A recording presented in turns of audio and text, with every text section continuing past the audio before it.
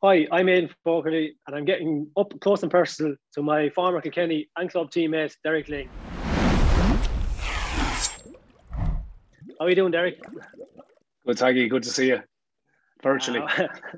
Virtually, yeah. I think we'd organised the coffee for this time last year, I think. And I don't know whether it was COVID or the fact it was your twist, but I still haven't got that coffee out yet. I think we'll blame COVID. I think the coffee shops are opening soon. So you have, you're kind of a connoisseur of the coffee shop. So I'm looking forward to your next pick. It should be a good one. Yeah. Look, I think we all like our coffee these days, all right.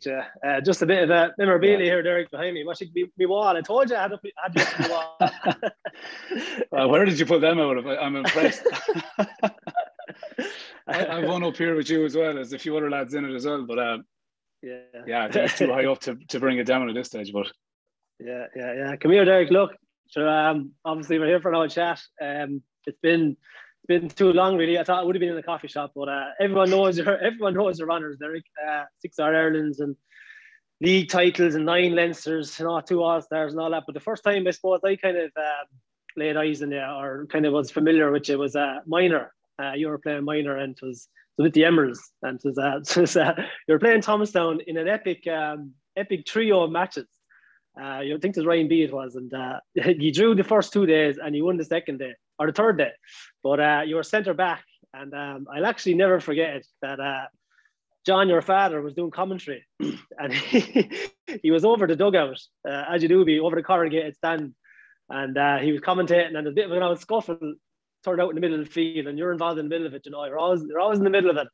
And John was commentating, and he's like, the ball's landed down, and Derek is involved, and we were watching it in the hotel, the tape of it back. And next thing, all we heard was the mic falling, and John was gone tearing across the field into the middle of the ruckus. So that was my first recollection of you, to be honest, Derek. But I was just wondering, with that, was John, or who was the biggest influence in you getting started with the club? Or, we all, like, that spark comes from where you're coming from, or where, the club and all that. But where did you get the graph, or was it just that's a Kilkenny, you just had to hurl? Yeah, it's probably good memories. All right, it's probably a bit of both, Taggy. I suppose I think when probably the same for yourself, we were growing up, like, there was very, in terms of what they have, the choice you have now in computer games and other sports, even, it was always hurling. And I just remember always having a hurl in my hand or whatever. And it's probably you had lots of time to spend, and it was always outdoors. So it was kind of always out pucking a ball, things like that. And friends would be over, cousins would be over. And that was always the game we played. And it's I mean, time rolls on, and you kind of reflect back now and you look at all the people that were involved in the club at the time. And it wasn't that, what they were doing was anything magic. It was just, they gave us so much time and kind of nurtured. Everybody went to school with a hurl, and we had street leagues and things like that, and was really encouraged. And yeah, I mean, I remember people like, John Cal would drive us around the county, different matches in the back of the high ice, white high ice van, and there could be 20 lads piled into the back of it.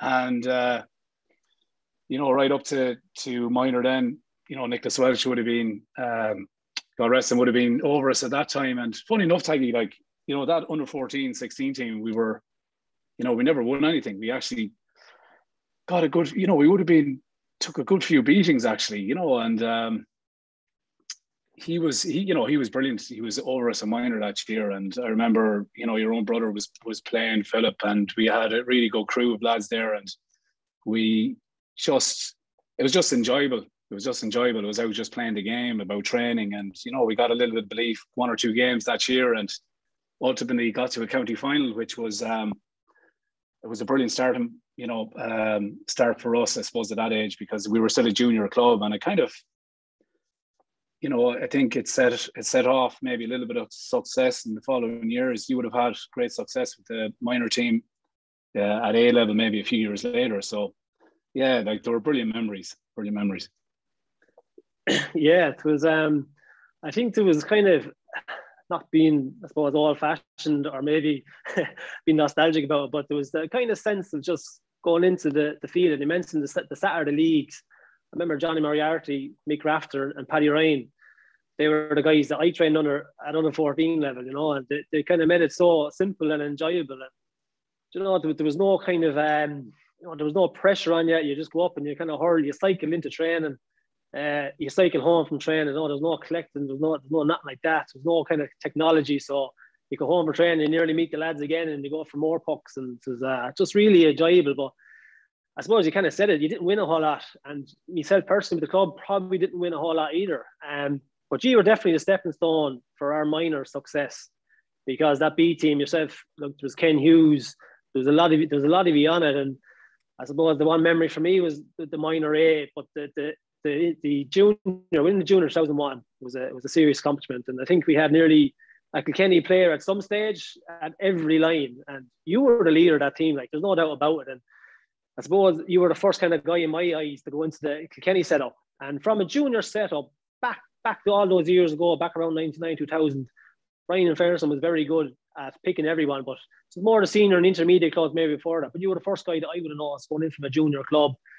I suppose you weren't really on underage teams as such. You know, you were on the panel under 20, and then you just broke onto the scene in 2001, 2002 All-Star, 2003 All-Star. So I think it's a credit, and it's kind of a message to everybody else in my eyes that you weren't on underage panels like I was, maybe playing minor and things like that. Did you have to do anything different? Was there a determination? Was there a thickness in you to make it to that level because of them things, or you know, what was going on in your head? There's probably thickness there, all right. No, it's a fair point, Taggy. I suppose I always, like, I was decent, you know. I was decent underage player. I wasn't, you know, I knew it wasn't anything. You know, you'd always know, you're looking at lads from 14, 15, 16, and they're kind of highlighted. I wasn't one of those players, but I kind of did feel that at that time we had a decent junior team, as you said, and yeah, the group, I think your group came up, and that supplemented kind of our minor team from 4 years previous, and we kind of had a really good junior team at the time, but we were finding it difficult to get out of it.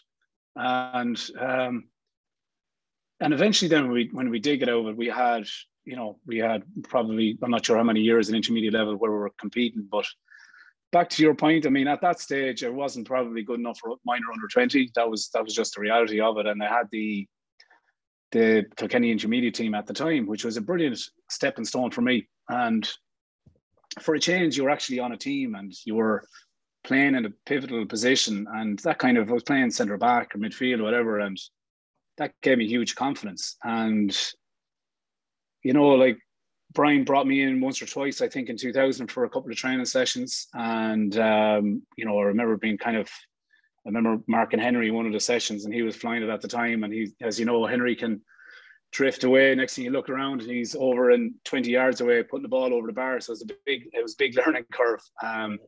And then I think in 2002 was kind of brought into, you know, 2001 provisional panel, and that was on the back of Kilkenny winning All Ireland in 2000. And I kind of just had it in my head, I was just going to give it everything. And so when we went back to pre-season, I just put a huge effort into it to make sure that I was as fit as I could be, just to give me that chance if a chance did present itself then in the league. And it did, and I managed to make the panel then for that year, and we were beaten by Galway in 2001, and that was a kind of a game which was probably a pivotal moment, I think, for Kilkenny and for Brian at the time as well, because I think it was a star-studded team, full of brilliant players, but Galway had caught us napping in that semi-final, and I felt there was definitely there was probably maybe a change in Brian as well the following year. He wanted to look at everybody, look at what players were about, give them a chance, give them the opportunity. And, you know, I managed to get a few games at the start of the year in the league and Walsh Cup and things like that. And they were massive games, and you were treating them like they were, like each game was an All Ireland. That's how important it was. And lucky enough for me, I got a little bit of luck at the time, and, you know, managed to do pretty well. And as the year went on, the confidence just grew, and yeah, just, you know, we won the All Ireland that year, and it was just, look, it was kind of a fairy tale. It was just a kind of a whirlwind. It was like 18 months where you were really got your head down and just worked hard, got the breaks, and, you know, and then Brian having that kind of faith in you as well, just to go and play, like. Yeah, for sure. Yeah, I think it's a daunting. I don't know about you, but it's a daunting dressing room to walk into, isn't it? It's for the first time. Oh, yeah. Like as you said, you're walking into a dressing room of our Ireland winners, 2001, 2002. I was the same. I walked into 2003 as well. And how did you feel going in, or were you asked in by Brian from the intermediate panel, or was there a phone call, or was it through selectors, or like how did you feel walking in? As was like daunting task, or how did you even get the call? Oh yeah, I think the previous year, I think Ger Henderson, I think rang the shop at the time. You know, my father was running the shop. He said Derek to be at training or whatever time, and that was in 2001, and I think it was a phone call in 2002 from Brian then just to come in training. But like you said, you know, you'd be quite nervous going in. You'd be in there early. You don't know where to sit, as you know. That's important. Where you want to land your bag down, and you know somebody else's seat. They might be nice to you the first time, but you know. I actually got caught. So I cut across. I actually got caught in that. I came in for Charlie Carter in the summertime. The big. That's bad. Then you took his place. That's what. But it actually gets worse. I came in and I actually sat in his seat, and I didn't know it's Charlie's seat. And Sir Stephen Graham and the boys were sniggling in the corner, and a few murmurs. And sure, I was nervous. I couldn't believe it, you know. And next thing, JJ told me after that, well, you took his place and you took his seat. Oh, brilliant! Yeah. So I think I managed it first time a little bit better than you. I think I was looking up. I knew Henry and knew Mick Kavanagh and a few of the lads. Eddie Brennan were in there already. They probably, you know, I might have even walked in the tunnel with them just to see where they were sitting, and maybe just get somewhere nice and secure and avoid eye contact with all the senior players. But yeah, look, it is daunting. Even when you're going out training, you're poking around with DJ. You know, you're kind of you're on the hill 16 for 10 years, shouting, roaring for him. You know, and next thing you're having a few pucks with him. So it definitely took a bit of getting used to. But like, brilliant experience, you know, when you get in there. It's just about, you just need that little bit of luck, you know, to stay in there and get the breaks then when the chance does come. Yeah, definitely. I think, look, you're hampered with injury. Everyone kind of goes through injuries, but I think if you avoid injury, once you're in there, if you avoid injury, that is nearly half the battle, because then you can put your best foot forward. You know, you can really make a stamp on the team or in the panel and things like that. You know, but in fairness, you went in and you became a leader pretty quick. You were very good at talking. Brian was always you were the go-to man for Brian a lot of times for talking in dressing rooms. Made fantastic speeches, you know, in my time as well. And even when I came in first, top of coming in first, Rackard, of course, wouldn't be too friendly with the new lads, and he'd be a bit lethargic about giving back the gear and stuff like that, you know. And he didn't give me a top, and I think you shouted in the middle of the dressing room, "You give Taggy a top, Rackard." And sure, I wouldn't say a word, like, but in fairness, like, you know, you're sticking up for your own and you didn't even know it. So I'll have to say thank you for that one. In fairness, jeez, it's a good one. Yeah, no, it's yeah, I think it takes. I think when you go in first, as you know, Taggy, you kind of take a few years to kind of get used to the setup and find your own feet. And it's about at the start, it's nearly, you just want to make that panel, and then the drive is there to make the team. And when you're on the team, then you want to win, and you want to win as much as you can, because that, you know, that buzz that you get from just competing on the big days, you know, that was the brilliant experiences, like, and getting through it. And it's kind of, and it's sharing all those experiences with a kind of group of lads that are going through the same thing, because it's kind of, at times then it's a bit of a roller coaster, because it, you know, that's just the way it is. It's up and down, and you know, I think when you come out the other side of it, you know, it does stand to you, and you kind of get a bit more secure in yourself and maybe what you're saying and things like that. But you know, we had massive leaders in the group, as you know, and we would have played with them. A lot of lads at different times would have stepped up, you know, and I think that was, you know, when I came in, fellas looked after me as well. You know, Peter Barry would have been one of them. Henry was already there, but you know, they took time out to make sure that you were comfortable, that you were welcome, and that, you know, give you a little bit of advice here and there, and that's needed. That's needed when you go in there, because you're green. You're a little bit green when you go in, and it's the pace of the game. It's what's expected of you then, and the standards that are set. And I think that was probably one of Brian's greatest achievements. And he set those standards, and then it probably became self-regulated with the kind of players that we had. And, you know, I suppose a few years after my time, your under-21 teams came through, great group of players as well. And it was just a continuous cycle then. Yeah, it really was. And I think there was definitely a culture there about, you kind of mentioned it there, about being kind of humble, I suppose, was the key. And that's what bringing guys under your wing, and like Henry and the Peter Barrys and stuff, the DJs, they never got really ahead of themselves. That filtered down to the next group of leaders, and so on and so on. Yeah. But like, I suppose people look at us and look at yourself and they say, look, geez, it must have been a dream. And it was a dream. It was brilliant times, and geez, we won so much and experienced so many things, you know. But there's highs and lows. Like, did that never challenge you? Like, because you don't, as players, I don't think you really discuss things deep down or whatever, or the case may be, or how you feeling or what's the crack, or, you know, it's kind of, it's military nearly. You turn up, it's down to you. It's really kind of, it's a team game, but it's very individual as well. You know, as our patches, and I felt maybe towards the end of my career, you just want to be on the team so much, and he's not looking at you. You know, he's not looking at you, and it's frustrating. And it's a killer thing when and sometimes you could be even going better then than you were when you're a young fella. You know, it's just. But how did you cope with all them things, you know, because there's so many things coming at you from different angles? Yeah, no, I think, you know, you're dead right. I think at the start of when you go in there first and it's all new, you don't know what to expect. And I think even the first few years just flew by and kind of didn't know anything else on only success. Like, we won the league, we won the championship, and it was, you know, it was brilliant. But I think as the years go on and the more experience you get, the more you appreciate it, but the more you want to hold on to that jersey, and the more kind of pressure is on you.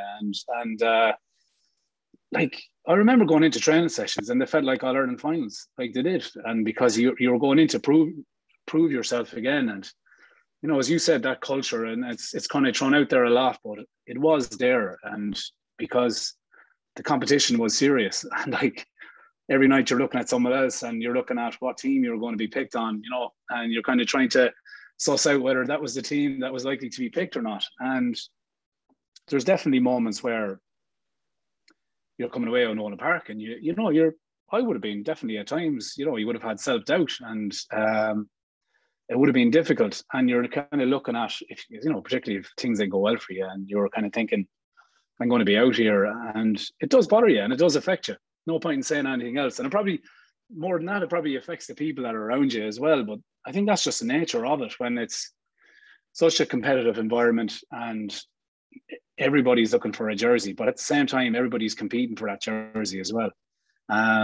So definitely, as probably towards the latter years more so. And because there's a lot more at play as well. So you have injuries, you're trying to kind of mentally kind of tell yourself that you're right and you can compete with, you know, the younger lads, and, you know, and you always get that sense the younger fellas coming in, that bounce, that energy, you know, like she's Mick Fennelly, Michael Rice and Chad and these lads, and you're like, geez. Unreal, yeah. And you just have to be right for every session. So without a shadow of a doubt, like, there's always that self-doubt there. I think anybody who says different, you know, fair play to them. But for me, there was always that battle in your head as well, you know. Yeah, definitely. Yeah. And like, I suppose looking back on it all, geez, you'd say, what have you taken out of it? Like, for me, it was the crack and the banter and the memories more so. Like, we used to sit in the bus together, myself and yourself, up at the toilet seat, and PJ Ryan and Cav in the back, you know, Beavis and Bohead nearly, you know, to be giggling and laughing and whatever was going on. And I thought that was a great little seat there. I know, I think it was Peter Barry before that, so I came in for a substitute for Peter Barry. But the ways used to be going, you know, to be going to the toilet, and should we get a bit of crack out of a whole lot of them going up, and you'd see the different nerves, and Henry coming down and do a bit of stretching, and it's just the smallest things like that for me was the crack and the physio room.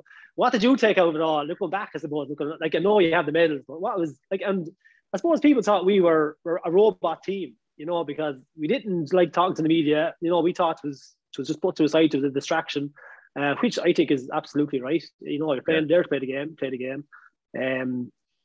But like, there was people talking about robots, but we had some crack. Like, we had holidays, nights out. Now we had to pick your nights out for sure. But like, when we're on it, and the crack and the banter. And I suppose we were kind of the younger crew coming in, and you were a little bit of the older crew. And we'd be slagging each other. But it's things like that stand out for me, you know. Yeah, no, definitely. And I mean, it's those big games that you think about, you know, like you felt comfortable once you get on the bus because you're with everybody again and you're getting ready for the match. But you know, it was non-stop entertainment really with the two lads behind us as well. And before that, it used to be Stephen Graham. So you know, there was never a short to be running commentary the whole way up to Croke Park. So either if you were nervous or didn't want to talk, you had no choice anyway. But yeah, I mean the bus, I mean, and that, you know, takes me back all right. And you know, they're the kind of things that you do remember, and that's the.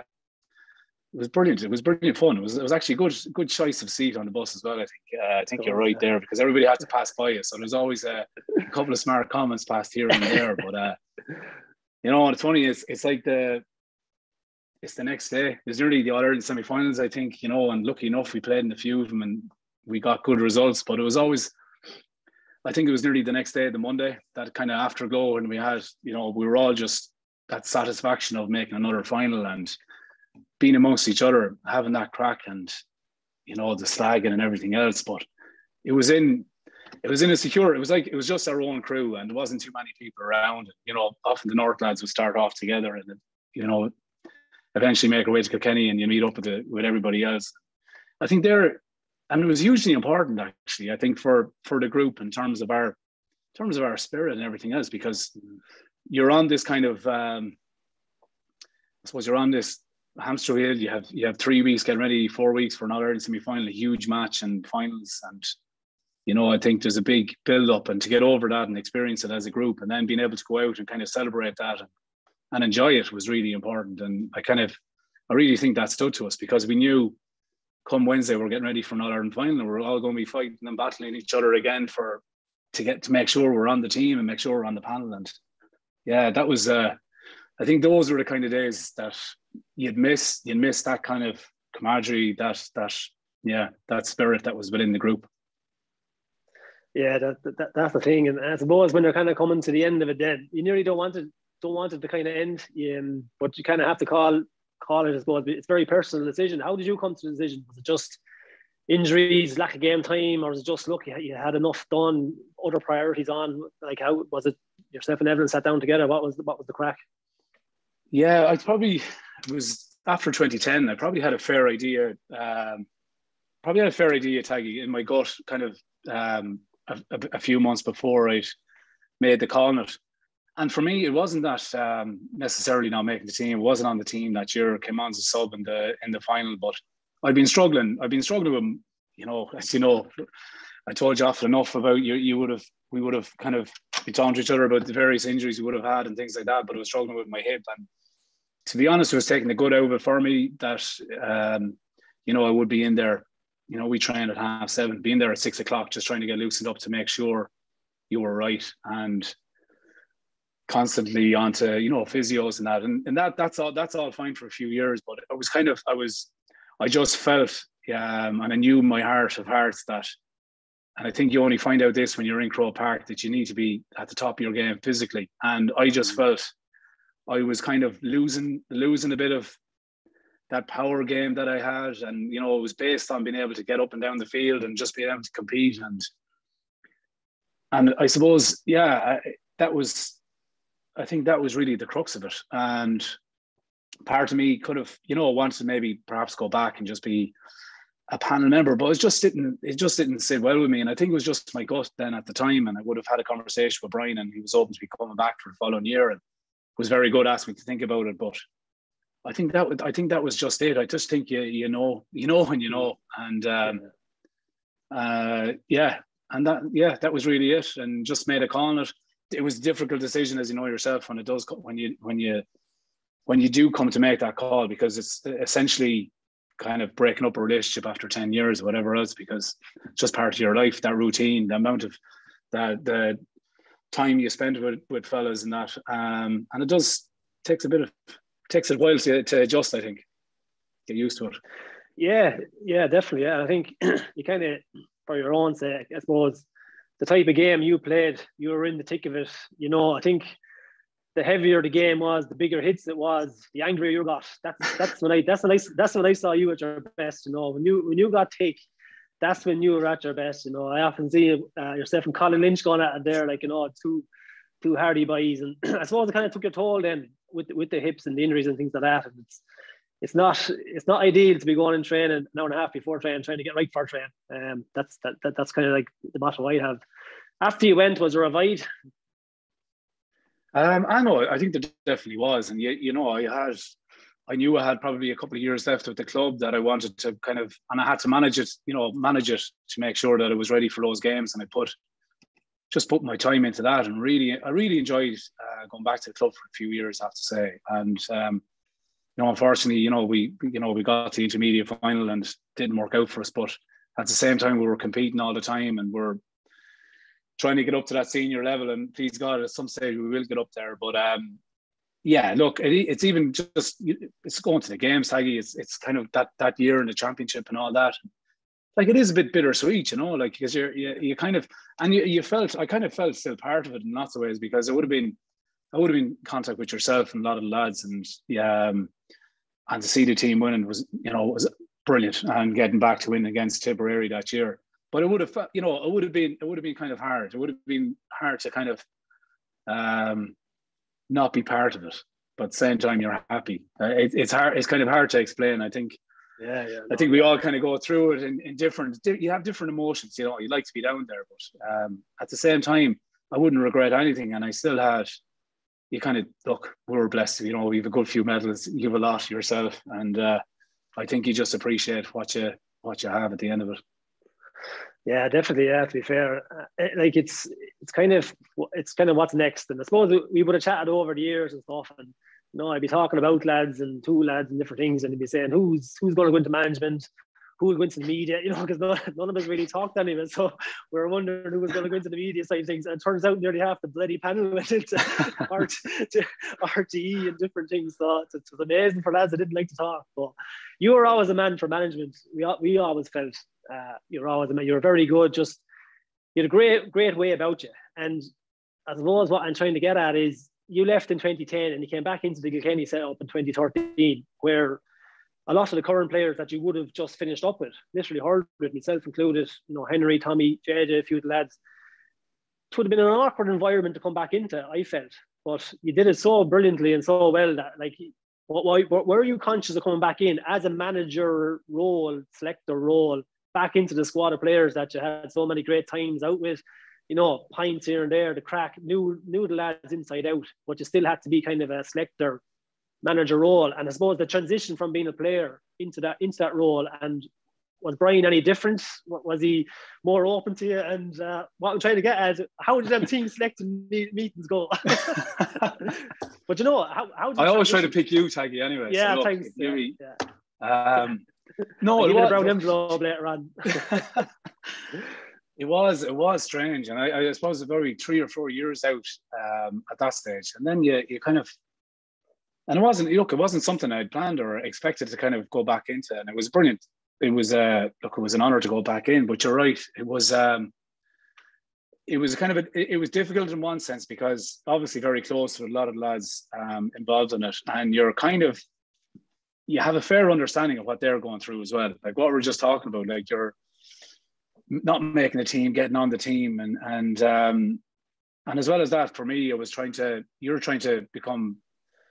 I suppose you're trying to get used to working with the management team as well. That was new, and that takes time as well. So, like, you think you have an idea going in, and you really don't until you go through it.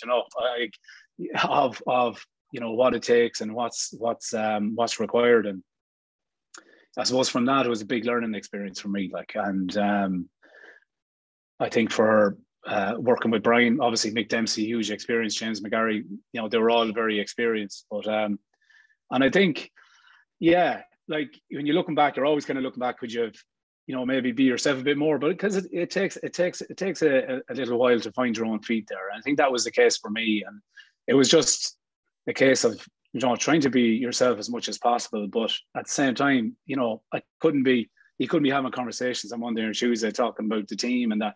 And it's like the elephant in the room, because that's all we talk about. That's what takes over our lives, that kind of way. So it was a little bit, yeah, it was a bit strange in terms of, at times you have to be at arm's length. But I think for the players, and for your, you probably would agree, for yourself, it's probably less awkward for you as well, or to have those kind of conversations. There's no point. It was kind of chat about things, how are things, and everything else, and then we all kind of had a role to play. But but at the same time, we were successful. And I think I would have said that year, especially, you could see some lads. Obviously, it was difficult. Some lads that wouldn't have made the team, but what was never in doubt was the kind of leadership that was shown by everyone. I would have said, the lads who were the most experienced lads like yourself, Tommy, Henry, fellas like that, would have still drove the dressing room, would have still demanded that the standards were set and were hit. And that was massive for that year, I would have thought, because there's a lot of younger players came through, made a team that year and established themselves, and it wouldn't have been easy. And that just it was just about the culture that was there, and that was, and it was great. That was still there, and obviously that's the reason we were still successful. Yeah, for sure. And I suppose I retired in 2014, and you were selected then as well. And obviously, you can't beat playing. You just can't beat it. Yeah. No, I agree. Yeah. No, it's all it's all about playing. It is all about playing, and that's the other thing, I suppose, when you have that experience of playing on the big occasion, winning, having that, you can't buy that feeling, can you? The next day, whatever it is, and it just drives you. You want to be back there the next day. And I think once that kind of starts to slip away, it's difficult to get your head around. And everybody's different, how you kind of manage it. And, you're just, you're fighting with yourself. You're fighting with everything just to try and get that jersey. Make sure you have that place on the next year. Make sure you get that place on the squad. And, it's something that we all go through, I think. And, you kind of live by the sword, you die by the sword. You come in on the back of someone else going out the other. And unfortunately, that day comes for us all then. And you just take it and get on with it, don't you? Yeah, no, for sure. Yeah, definitely. But it's kind of gone full circle nearly for you now. As you said, you started off with the Emeralds underage Saturday leagues. You have Jack and Ruth now. I do see you on a Saturday morning there. You're head manager nearly in there at the minute, but you're obviously under 20 manager as well. Which is the greater kick, under 20s or under 14s? Yeah, no, I mean, it's brilliant back in the field at the minute, and kind of helping out a few of the Ruth's involved. She's kind of under 11 camogie, and Jack and Cohen then I think under 11 and under sevens, and it's brilliant, Taggy, at the minute, because you go down. I think when everything was loosened up a few weeks ago, the pitch is just packed with kids running around, and you know what, they're having fun, and it's brilliant, and it's really enjoyable. And yeah, look, you're just helping out and moving the goalpost, standing in the goal, whatever it is you're required to do. And I think going back to when we were playing those street leagues and everything else, you never kind of remember anything too serious. It's just about making it as fun as possible, making sure that, I think that the biggest gauge is that if you have the same number of players going back the next year in the field, I think that's the most important thing. And it should be a place where they enjoy going to, they have a bit of fun, and they play the game, and they try to improve. And look, as the years go on, it gets more competitive. But it's usually, you have to say, it's usually enjoyable just watching them play and things like that. And then, I suppose the under 20 is that's taken off in the last couple of weeks as well, and it's a hectic schedule now, and lots of work to do. And can't say I've had plenty of time to be organised this time anyway, Taggy. So a few months to try and organise nights and that. But that's really enjoyable. And I think that's the thing. It's just to try and enjoy it while you're doing it. You don't have any control over what might happen down the road in terms of matches and games you might win, lose, whatever it is. It's just trying to enjoy it for what it is at the minute, enjoy the trainings, the sessions. And there's a really, really good group of lads there that remind us from when we were at that age. They're ambitious, they want to play for Kilkenny and want to do their best. And hopefully, I think the goal is really to develop those players, and hopefully they go on to play senior. And at the same time, conscious of, let's try and get a bit of success along the way. But it's very competitive. But look, that's the game. But usually really enjoying it at the minute. Yeah, and it's interesting. Kind of, you're touching on, say, starting in your own club field, under sevens, under eights.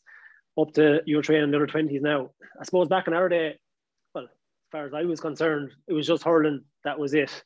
I think the culture has changed a bit. Like there's obviously more social media, there's more outlets, there's travel. Young fellas have more outlets for themselves, more sports to kind of get involved in. And I suppose, have you seen a difference in a player that maybe when you started out, or maybe when you were maybe 15, 16, 17, going through the ranks? Have you seen difference in the players? Is there a different mentality? Do you know, or what's the toughest challenge as a manager these days? Is it to control all the guys? Is it to put things in places? Is it to keep them happy? Because I think the day of like just brushing them aside, them days are kind of gone. You know, you have to play ball with them a little bit. There has to be respect on both sides.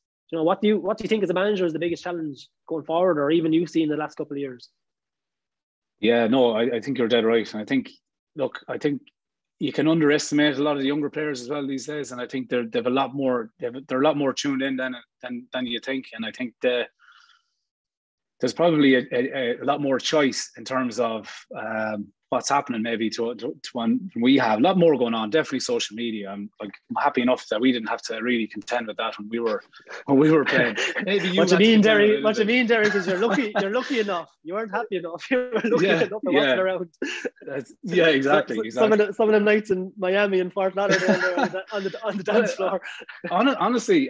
Well, I mean, look, I've seen a couple of.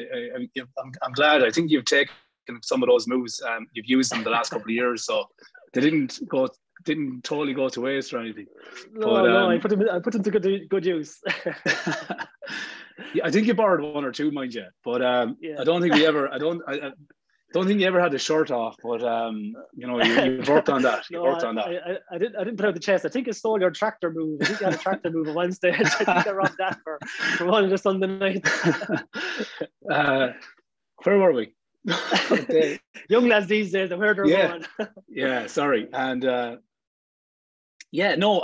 think they need to be engaged, and I think there's a piece there where they need to be empowered a little bit as well, and brought in on kind of how we're working as a team and things like that. And I think it's trying to build that kind of a team spirit amongst lads that don't know each other quite well, and but I think you can underestimate them. I think it can't be just all, going in and kind of, telling them how it is. I mean, there has to be a certain amount of direction, as you know, but I think it's trying to engage them as part of the decision-making process and in kind of how we play and kind of working out problem solving, things that might come up in a game and things like that. And I think that's huge now. And otherwise, I think, they're not as engaged, and I'm finding, you'd hope it's a quicker way of learning as well. But I think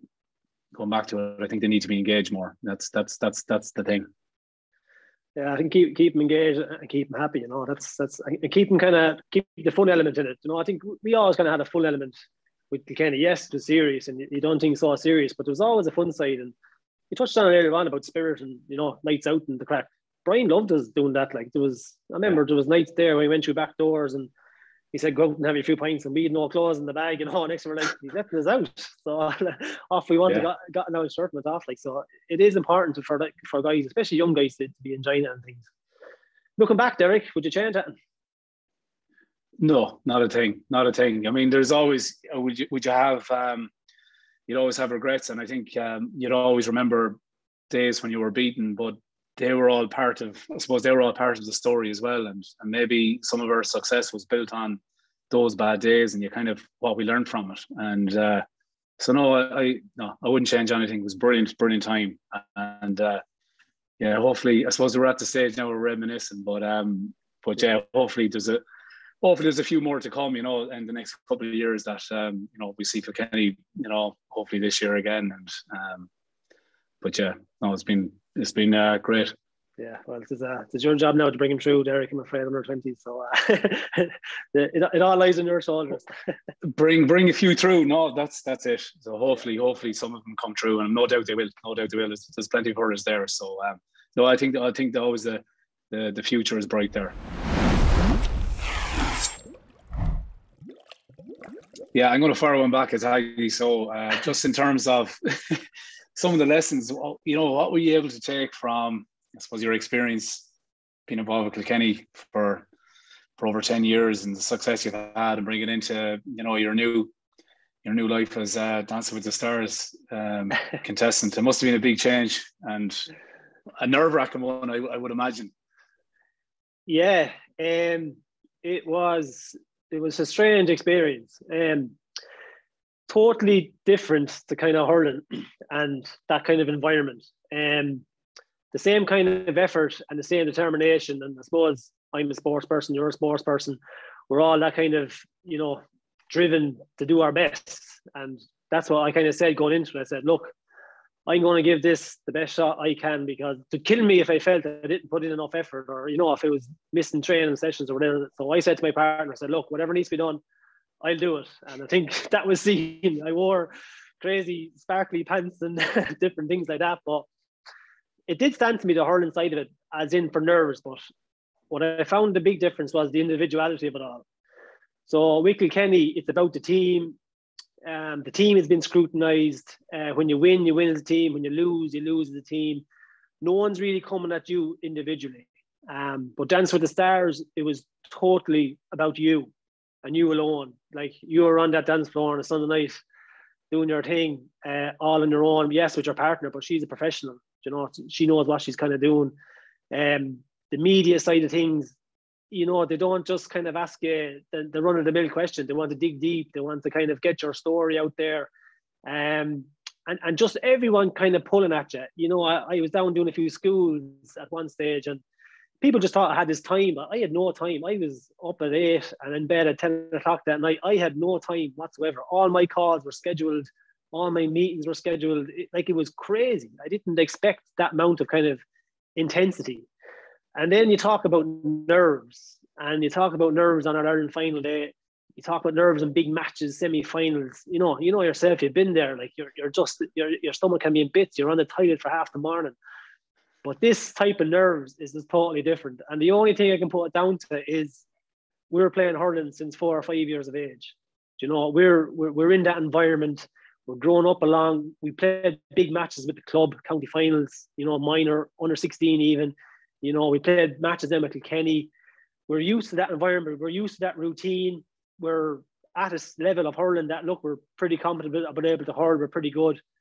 But dancing was just so new to me. It was just so out of my comfort zone. So we know we spoke about Miami there, but it was just totally, there was no Dutch courage on a Sunday night. It was just sparkling water, I'm afraid. But it was just so nerve-wracking. And I swear, like, some of the guys embraced it, and they were like chatting and waving to the crowd. I was a zombie. And I remember the first night we were going doing it, Emily, my partner, asked me, are you okay? Like, I was gone green in the face.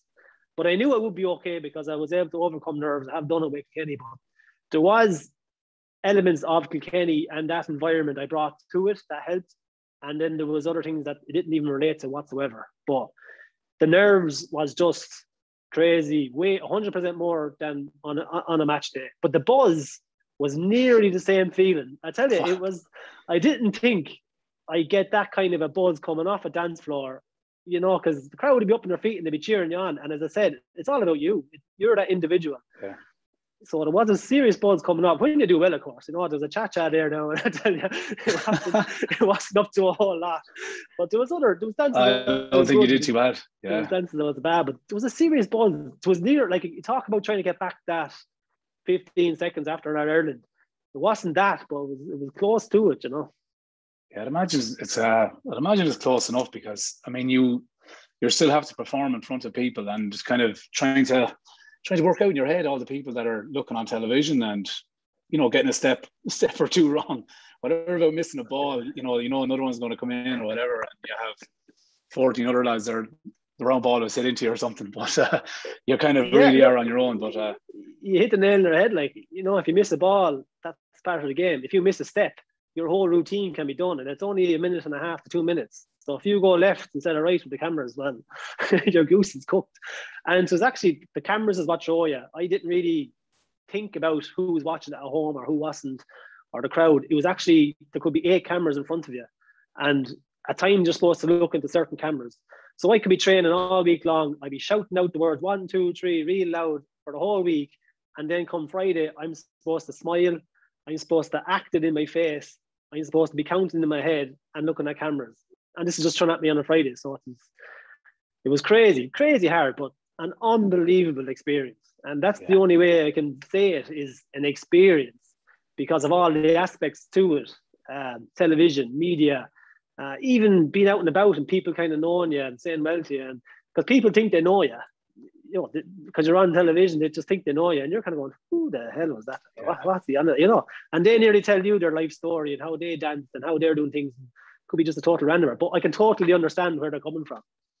And is it something you'd like to, maybe not the dancing, but would you like to stay, you know, say any future plans in terms of what you might like to do again? Yeah, it's strange, because the way, I suppose, my kind of life or whatever has been thrown at me was that, like, you play with Kilkenny. I was lucky enough to play a senior and, you know, win what we won and stuff. That was huge. And then this opportunity came my way as well. It's not as if I go looking for him, or I have an agent or any of that crap. I don't ask me how they got my phone or who they were talking to, because I literally thought it was a dancing thing in Kilkenny I was being tagged for. Like, I thought it was just a local thing, and sure, turned out it was the big thing after it all. But like, what's next? People say, oh, what's next? Between COVID and everything, a lot of things have died down. So honestly, I don't know what's next. Would I keep up the dancing? I probably would, for the bit of crack. I tell you, you want to be fair fit. I'm a half stone. I wouldn't be carrying weight, and it's half stone in 2 weeks I lost. It was crazy. You know, you'd be trying to lose half stone in Kilkenny there for a month or two, you know?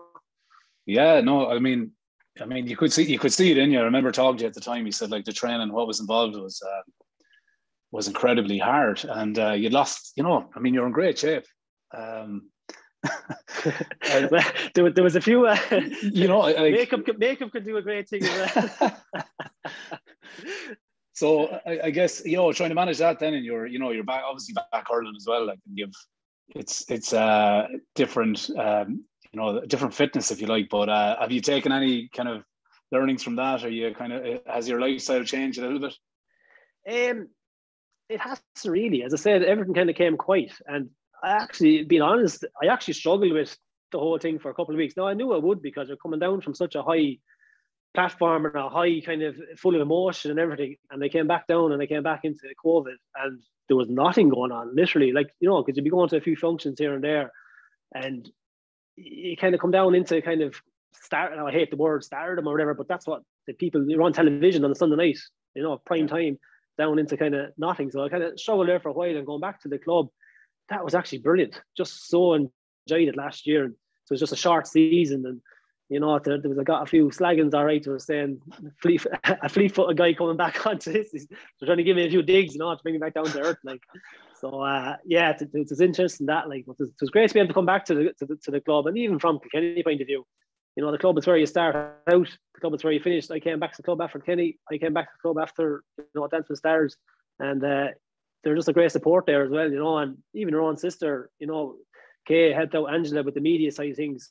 Just couldn't be thankful enough the things she'd done, and everyone kind of rode in behind you, getting text messages from guys that you would have heard with under 12, 14, you know, small things like that. And, you know, there were times in the middle of the dancing where you kind of this whole thing is kind of getting on top of you, but then you realise that it is a bit of fun, it is a bit of crack, and people are really supporting you. And that's the club ethos, that's the culture of it.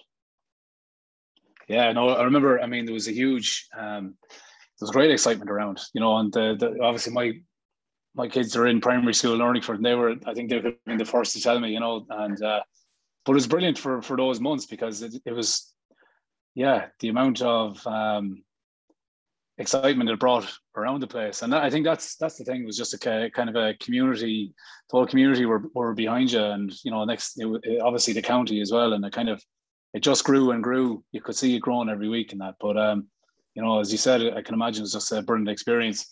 And, like, with that in mind, I suppose this year for club are back training now and things like that, what the body, I mean, I can imagine there's a few injuries there. We were talking about them, you know, as you go on, you kind of do pick up a few. I know you've had a few serious injuries yourself, but you've kept yourself kind of in good shape over the years. Nothing too serious, have you? Or how's the body feeling now? Yeah, no, in fairness, Derek, the body's in good enough shape. I have felt in probably the last 6 months, I don't know whether it's probably an age thing. I just feel that little bit of a gut, or that bit lethargic, or a bit slow in movement, or sharpness is gone. But maybe that's because I just haven't been trained in the field. But as you kind of said earlier on, that the injuries, you know, I'm injury free. I'm relatively fit for my age. I always said I go back if I was making an impact, if I was, you know, adding to the cause, rather than just going back and being Aidan Fogarty or whatever the case may be. That's rubbish to me. Like, so my plans and my intention, you're probably getting from the chairman now, but I probably will go back, because look, you'd miss it, and there's not a whole lot going on at the minute anyway. And I don't know when the right time is to leave the club. I'm not injured. I can still run. The guys are a great bunch of lads. And look, I love it. You know, at the end of the day, I do love it. And I kind of nearly enjoy it more now than I did maybe when I was younger, because I took it fierce serious. Like, I really took it serious. You know, cancelled a lot of things for it. And that's what you have to do to be successful. But now I'm literally, and maybe they do, maybe they don't know it, but I'm kind of coming and going, still putting in the effort, but I'm just enjoying the whole environment of it all. So yeah, no, I'm injury free, so I'm hoping to give it one more year, as they say. Dude, there's another year in you. Might be another kick, yeah. Yeah. Well, look, from my end, the best of luck. Anyway, we'll be on the sideline shouting you on. But and hopefully we have a good year. There's a lot of good things happening in the club. Like, and you know, it's good to see Killian Doyle is there at the minors, and as you know yourself, and there's a couple of lads coming through, and I suppose Davina Tobin has great success as well in the Camogie in recent years. And so yeah, it'd be great to get a bit of success locally now with all the, I suppose, the talent coming through, and you know, you're still part of that. So best of luck.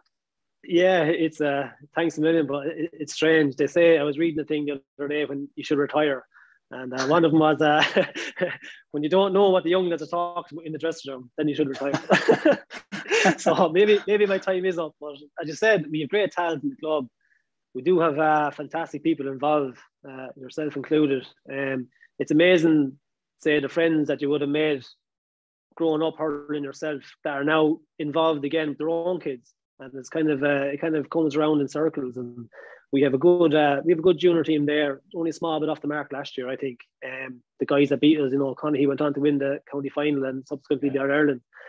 So we're not too far off. A small thing, and look, it's like a little bit of luck as well, like we had in our day. A little bit of luck, and we're not too far off it. So thanks very much, and hopefully we'll be bringing home something in the next couple of years. Hopefully.